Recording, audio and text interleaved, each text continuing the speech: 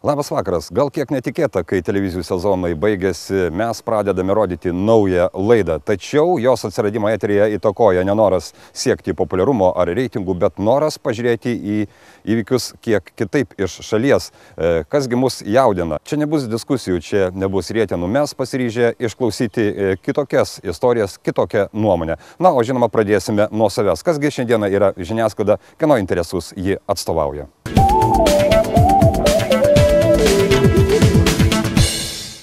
Žiniasklaida – tai priemonės skirtos pateikti informaciją plačiam žmonių ratui. Tradiciškai žiniasklaidai priskiriama spauda, radijas, televizija ir internetas.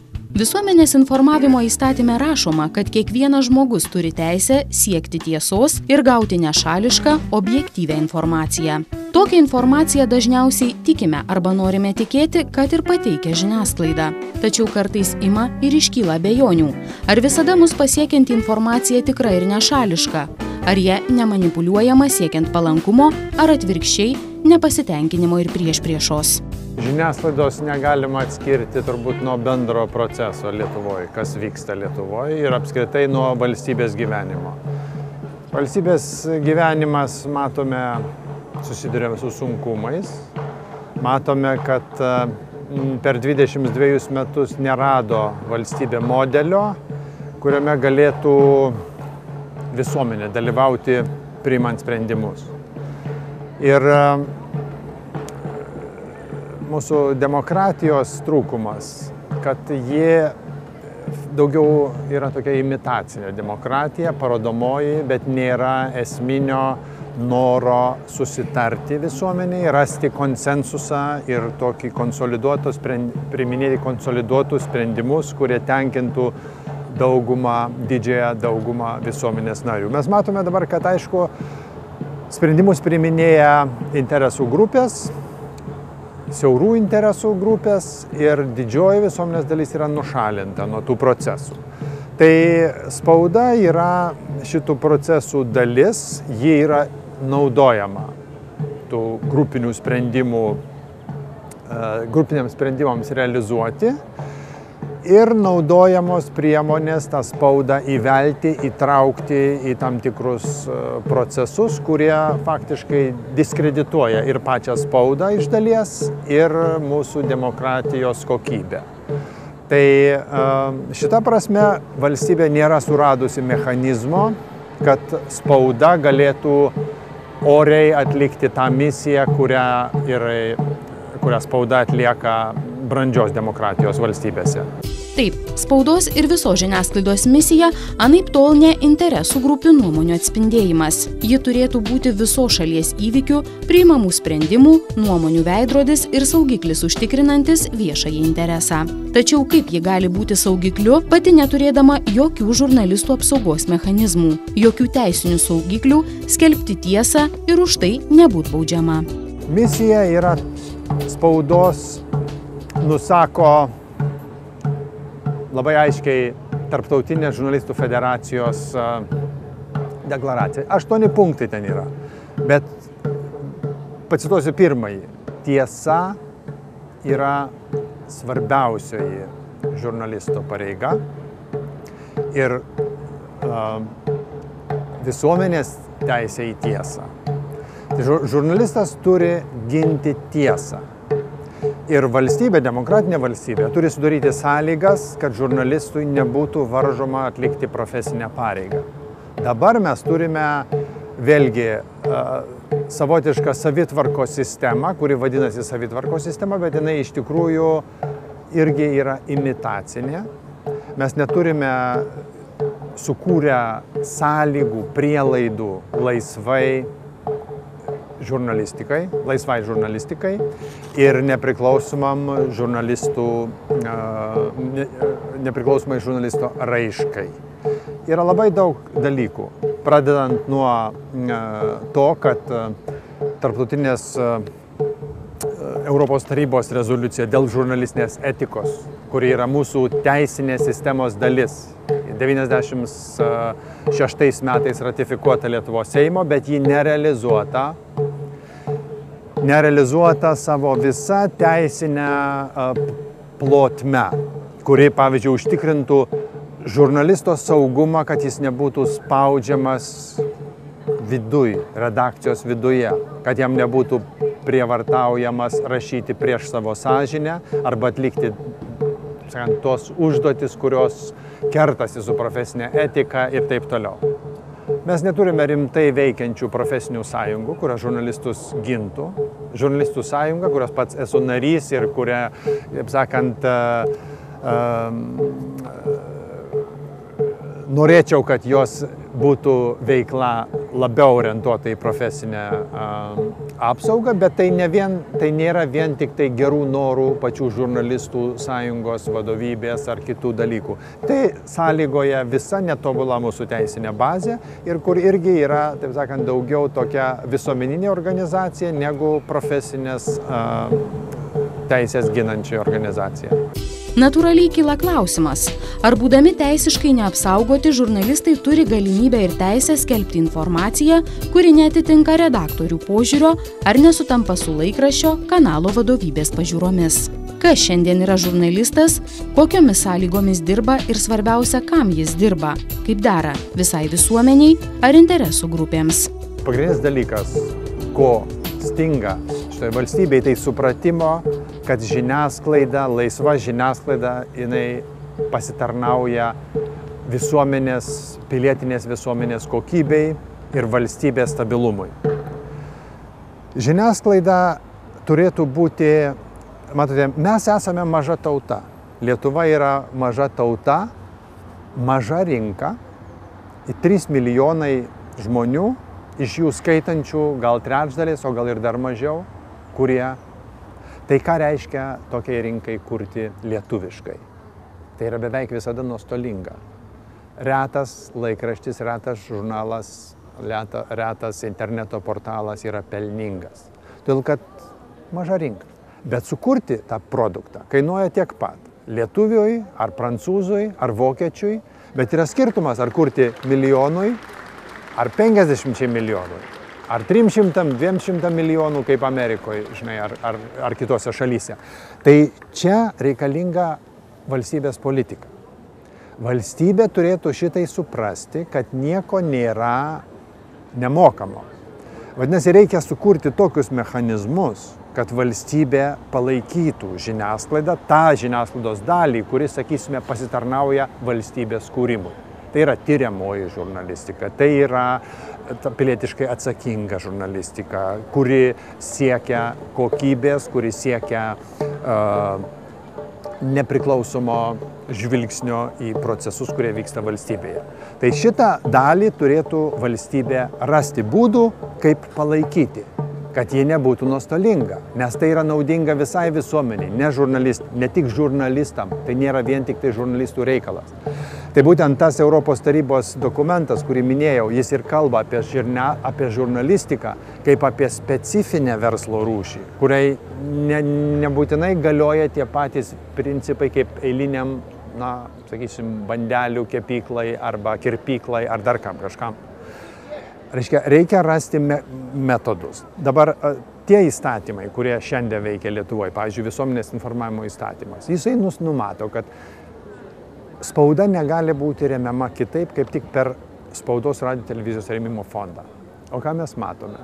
Tai yra maža dalis eina paramos spaudai per šitą fondą. Didžioji dalis tiesiogiai eina per ministerijų viešinimo programas, ES pinigai ir taip toliau. Ir ką mes matom? Tie pinigai, milijonai, 10 milijonų litų išleidžiami tuščiai makulatūros gamybai. Pažiūrėkite, ką tai reiškia viešinimas, reiškia tų europinių projektų. Tai yra tokia reklama, kurios faktiškai niekas neskaito. Jinai parengta ministerijose, ministerijų, taip sakant, pareigūnai ten dėlioja kablelius, rašo straipsnius, o šitie pardavinėja plotą. Kam yra reikalinga, kam neįdomi tokia informacija?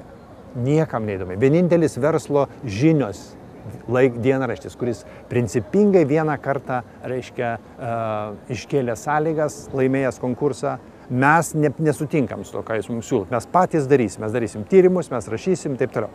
Tai jam vieną kartą pasisekė, bet iš 24 ar 25 kartų, kiek dalyvavo konkursai, laimėjo vieną kartą. Tai ką mes matom? Reiškia, politinė sistema veikia taip, kad jinai demoralizuoja spaudą. jinai įveda tam tikrus didelius pinigų srautus, kuriais verčia tarnauti spaudą politiniams užsakymams. Tada laikraštis gavęs, sakysim, 1-2 milijono užsakymus, ką jis darys tada su to politiku, kuris jam tai pasitarnavo. Be abejo, jisai blogiausio atveju patilės, o geriausio atveju tai jisai rašys liaupses ir apdainuos tą politiką, kai jis šaunus. Tai matote, visa šita politinė sistema, kuri veikia, taip sakant, tokiu parodomuoju režimu, ji kartu demoralizuoja ir spaudą. Ir mes turim tokią spaudą, kokią turime, kurios negali suprasti arba sunku suprasti, kur yra tiesa, skaitant keletą laikraščių ir kuris labai daug laiko gali skirti tos tiesos paieškai, tai jis gali daug maž susiorientuoti, nes vis tiek yra internetas, yra televizija, yra radija, yra laikraščiai, gali susirasti. Bet kiek žmonių gali leisti savo tų tiesos paieškų? Pirmiausia, nėra nei resursų, nei laiko, nei pagaliau ir noro kartais taip giliai ieškoti. Nu tai turi kažkokį vieną laikraštėlį, arba net ir to neturi, pasižiūri televiziją ir jau jis žino.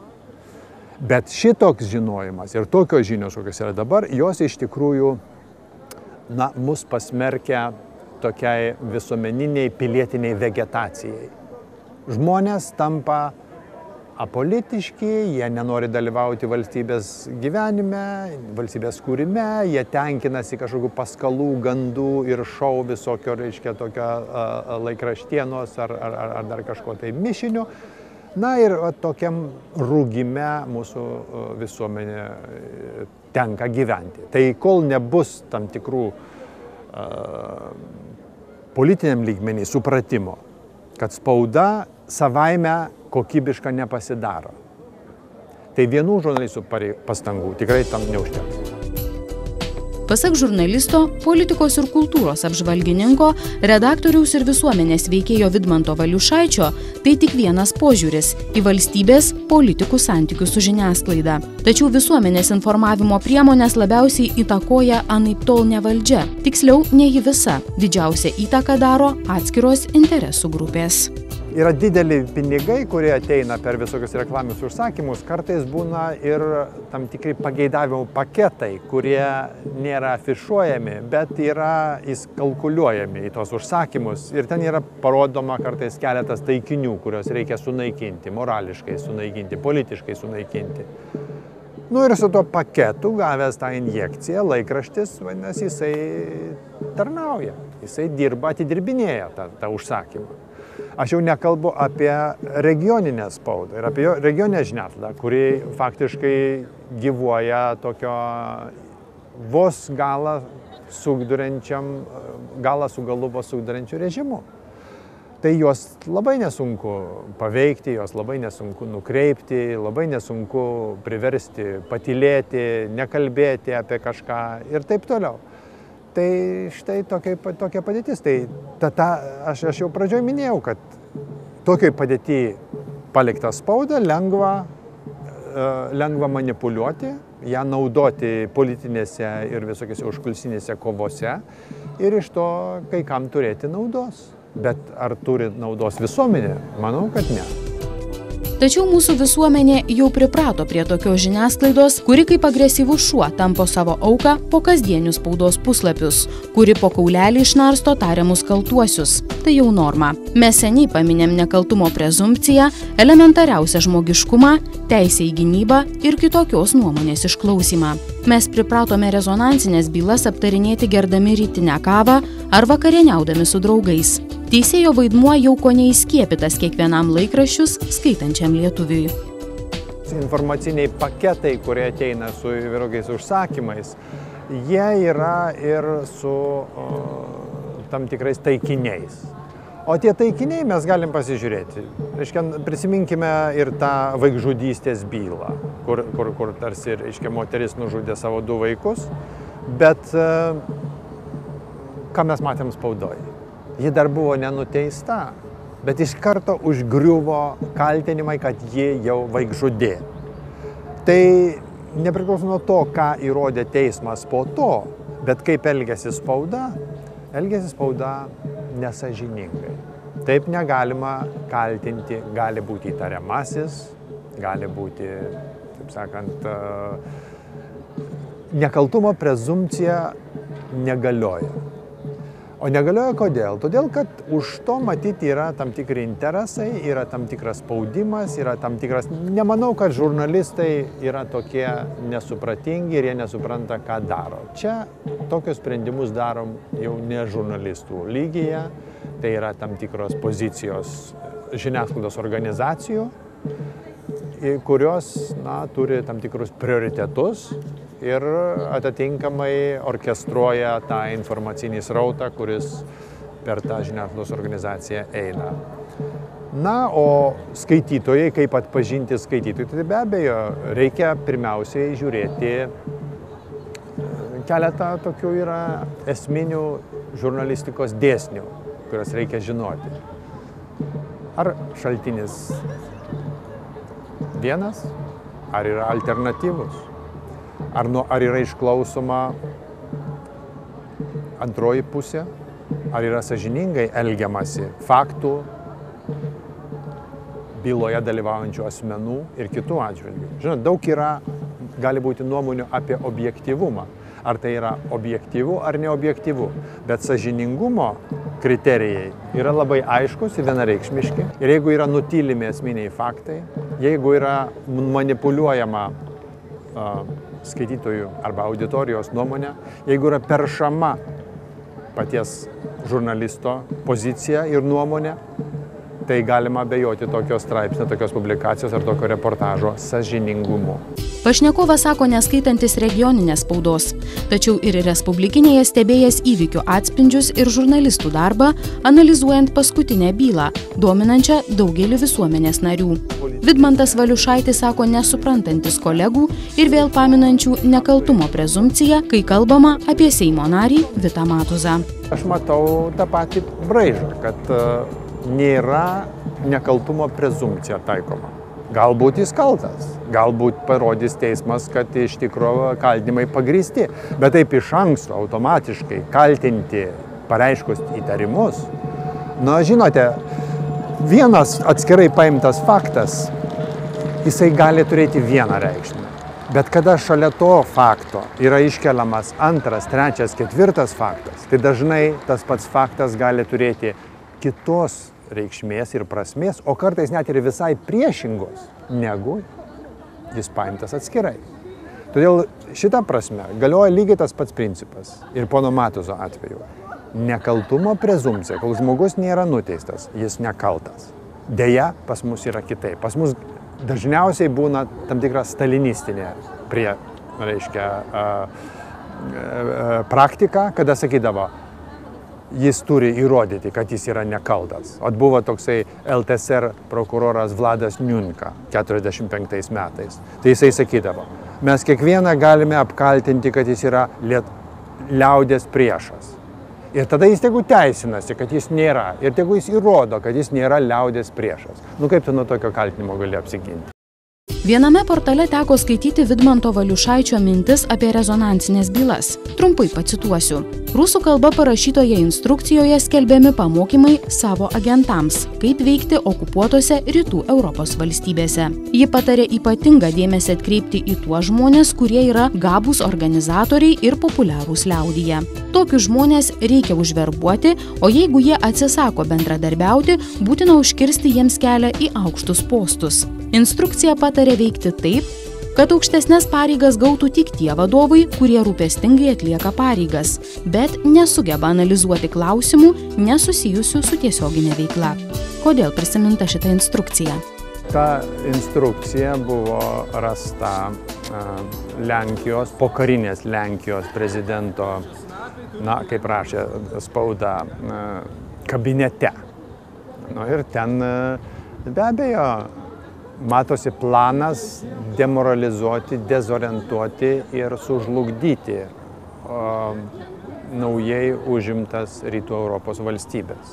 Ir su tuo nauja teritorija, kurią po karo gavo Sovietų sąjunga savo įtakos zonom, Čekoslovakija, Rytų Vokietija, Lenkija, Slovakija, Jugoslavija iš dalies. Tai be abejo, tengi buvo stiprios pilietinės visuomenės. Ten buvo stiprus, taip sakant, visuomeniniai susivienijimai, kurie matė, kaip veikia demokratinėse šalyse institucijos ir kaip komunistai pradėjo elgtis su jais. Tai, pavyzdžiui, Baltijos valstybėse, Ukrainoje, Baltarusijoje su tais žmonėmis elgėsi paprasčiau. Jos tiesiog susėmė, surinko į vagonus ir išvežė 10% Lietuvos, 300 000 elito visuomenės. Labiausiai išsilavinusius, kalbų mokančius, vakaruose studijavusius, giminių užsienį turinčius. Visus šitos išlavė. O ten negalėjo tų priemonių pritaikyti, jau būtų buvę truputį per žiauru, tai jos bandė sužlugdyti iš vidaus. Neprileisti išsilavinusių žmonių prie pareigų, neleisti jiems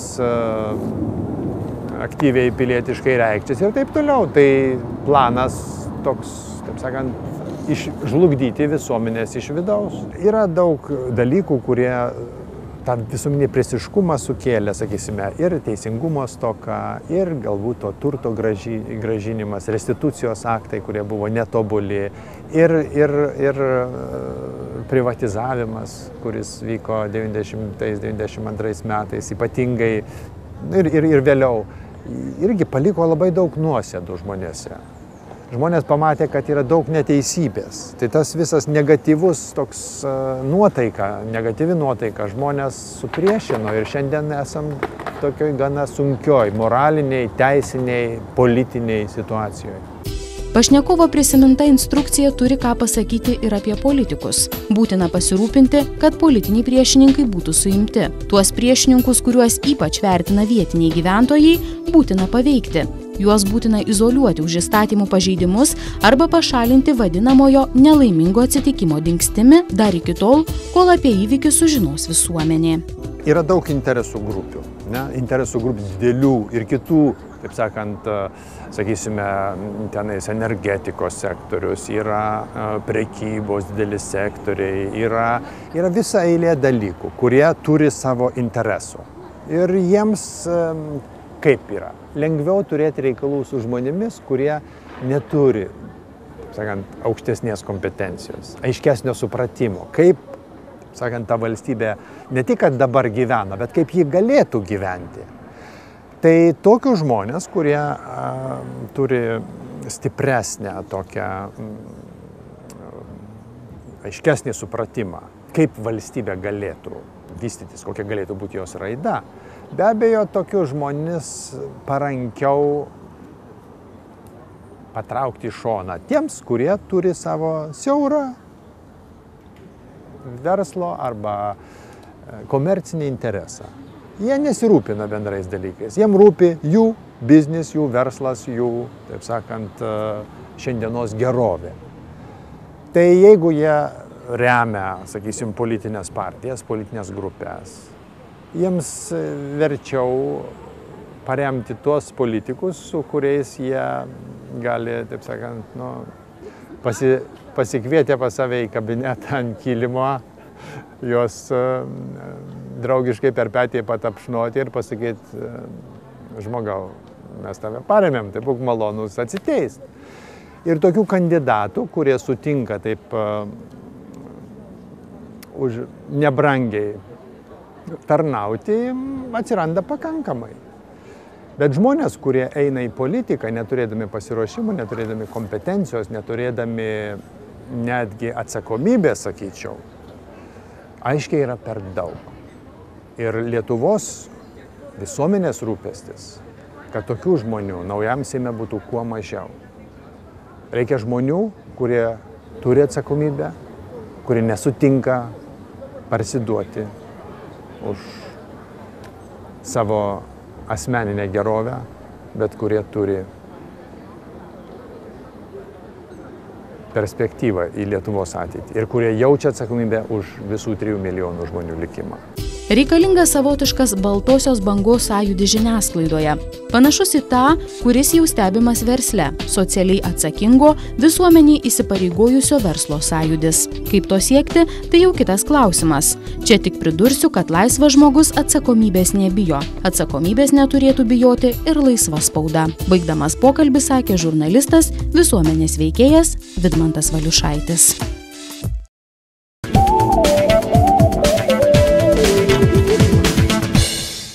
Baigiant laidą, norėtųsi pasakyti, kad baltosios bangos sąjūdžio reikia ne tik tai žiniasklaidai, bet ir politikams, žinoma, ir visai visuomeniai. Kad išmoktume vertinti, kad atrastume sąžinę ir teisingumą, kad galėtumėm įvertinti tas tikrasias vertybės, kurios galbūt šiai dienai yra šiek tiek užmirštos. Šį kartą tiek, iki naujų susitikimų.